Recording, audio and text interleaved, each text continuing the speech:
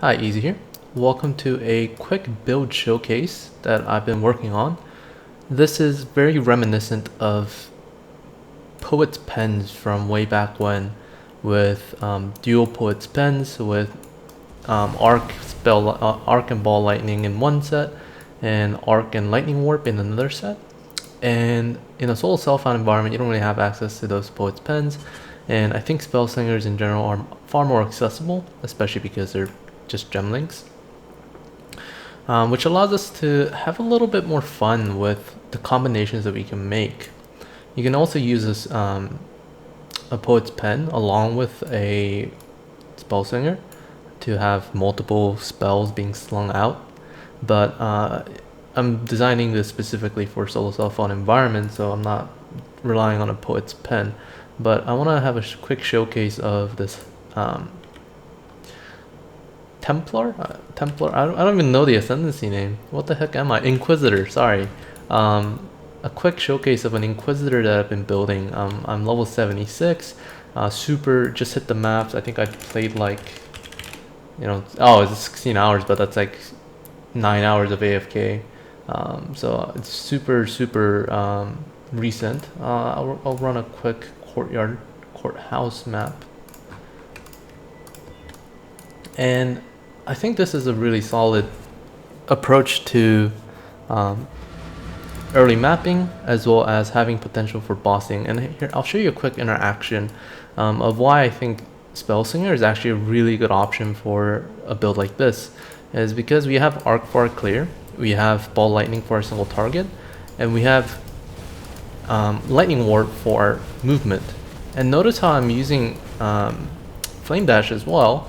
And the reason why is because while we're mapping, we want to use Lightning Warp, and when we're not mapping, we want to turn that off so that we have finer control over our movement, and then use Flame Dash accordingly to dodge spells and reposition.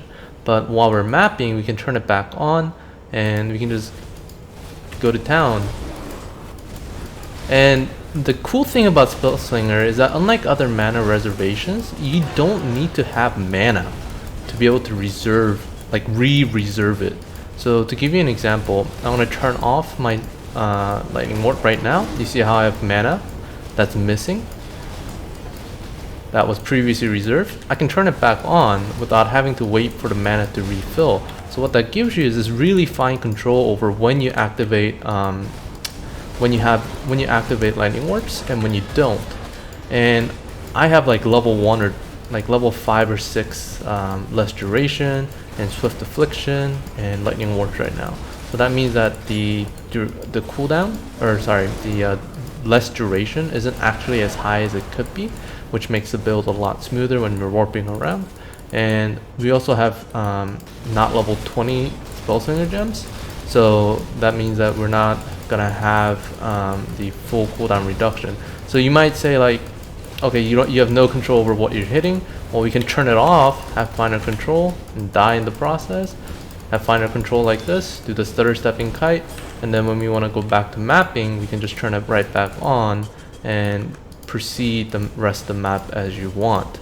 So I think this opens up a lot of ways to have a bit more control over your playstyle. Unlike with Poet's Pens from previously, you really didn't have any control. You had no way to turn it off outside of swapping your weapons, and that required you to have 4 different Poet's Pens, each of them with the proper attack speed, so that you're not hitting a lower attack speed than what you want. So I think this is a much easier build to set up, especially with barrage support and frenzy, which means that your proc rate, you don't really have to worry as much about fine-tuning your attack speed, especially with frenzy stacks up and things like that. So I think this is an extremely solid build with really good clear speed. I mean, it's Arc, what are you gonna say? Extremely good clear speed, extremely simple playstyle, just clicking and occasionally turning things on and off as you see fit. So I hope you guys enjoyed this quick showcase. I'll leave a path of building down below. You don't have to worry about my gear. All of this is just stuff that I picked up. But yeah, I'm not really sure how I want to progress with the character, so to say. I'm not sure how I want to build the defensive layers. As you can see, I have like less than 4,500 effective life pool. I have 0 armor. I have 0 evasion.